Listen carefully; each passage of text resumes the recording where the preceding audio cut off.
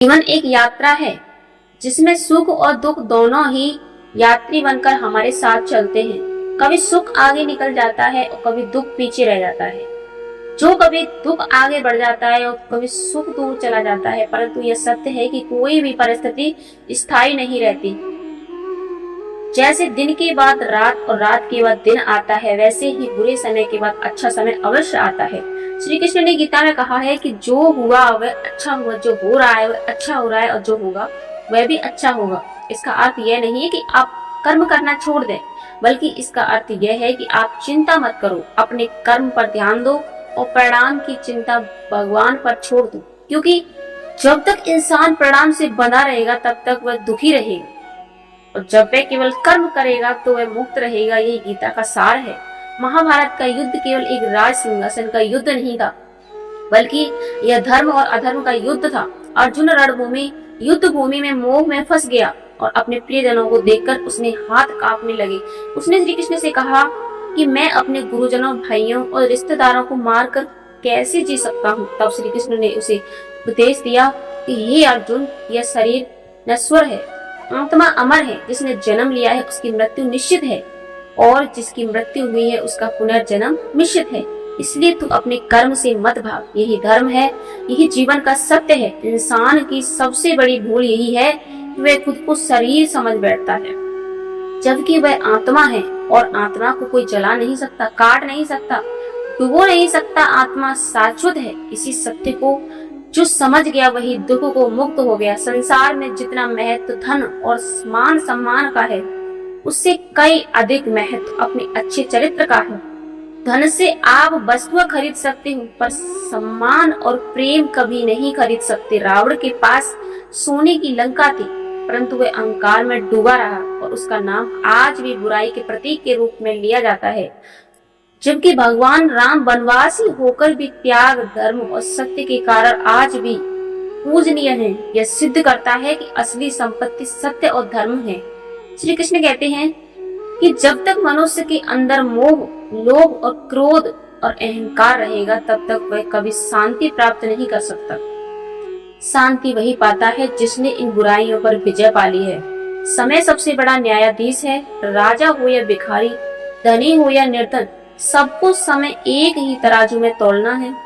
जिसने मेहनत की है, समय उसे सफलता देता है, और जिसने आलस्य किया है, समय उसे सिखाता है। इसलिए समय का सदुपयोग करो, आलस को त्याग दो और हर दिन को एक नया अवसर समझकर जियो। रिश्ते बहुत नाजुक होते हैं, इन्हें निभाने के लिए सहनशीलता और विश्वास जरूरी है।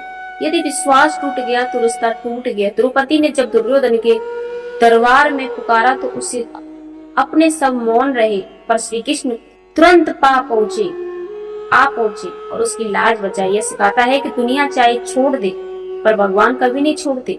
इसलिए हर परिस्थिति में उनका नाम स्मरण करो, सेवा का महत्व समझो। सबसे बड़ा है पूजा करने से बड़ा कार्य किसी भूखे को भोजन कराना, मंदिर में दीपक जलाने से बड़ा कार्य किसी गरीब के घर अंधकार मिटाना है। भगवान उसी के पास आते हैं जिसके हृदय में करुणा होती है। जीवन में अपमान का बदला झगड़कर नहीं, बल्कि धैर्य और सफलता से होना चाहिए। जब लोग आपका मजाक उड़ाएं तो हंसकर सह लो, क्योंकि वही लोग बाद में आपकी सफलता पर ताली बजाएंगे। कभी किसी को नीचा दिखाकर ऊपर मत उठो, बल्कि खुद मेहनत करके ऊंचाई तक जाओ। असली जीत है। गुस्से पर काबू पाना सबसे बड़ी साधना है। जो इंसान गुस्से में चुप रहना जानता है वही महान बनता है। जैसे अग्नि सब कुछ जला देती है, वैसे ही गुस्सा रिश्तों में अवसरों को जला देता है। इसलिए धैर्य रखो और चुपचाप रहना सीखो। यह सबसे बड़ी ताकत है कि सच्चा मित्र वही है जो कठिन समय में साथ दे। बाकी तो सभी मित्र बन जाते हैं। जीवन में बार बार असफलता मिलने पर निराश मत हो। असफलता ही सफलता की सीढ़ी है। जैसे बच्चा कई बार गिरता है तब चलना सीखता है, वैसे ही इंसान कई बार हारकर ही जीतना सीखता है। अगर हारकर बैठ गए तो अंत हो जाएगा, लेकिन हारकर भी प्रयास करते रहे तो जीत निश्चित है। श्री कृष्ण ने कहा है कि उठो, जागो, अपने लक्ष्य की ओर बढ़ो। जब तक जीवन है तब तक आशा है, और जब तक आशा है तब तक प्रयास है, और जहाँ प्रयास है वहाँ सफलता अवश्य है। पूरा समय यह दिखाने के लिए आता है कि असली अपना कौन है अच्छे समय में तो सब साथ होते हैं, तो बुरे समय में वही साथ होता है जो सच्चा है। इसलिए बुरा समय भगवान का आशीर्वाद है। यह नकली लोगों को अलग कर देता है और सच्चे लोगों को पास ले जाता है।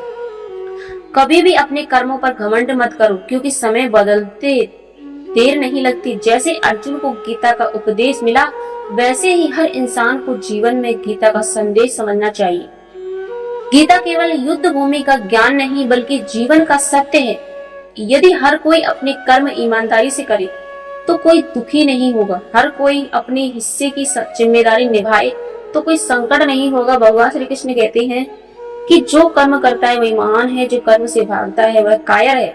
इसलिए कर्म करते रहो, सफलता और असफलता की चिंता मत करो, क्योंकि फल देना मेरे हाथ में है।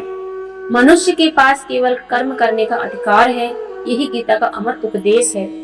यह जीवन कठिन है, पर असंभव नहीं। राह में कांटे भी आएंगे, आंधी भी होगी, परंतु धैर्य और विश्वास से हर राह आसान हो जाएगी। इसलिए निराश मत हो, अपने अंदर विश्वास रखो, भगवान पर भरोसा रखो और चलते रहो, क्योंकि मंजिल अवश्य मिलेगी। यही जीवन की सबसे बड़ी सीख। जय श्री राधे कृष्ण।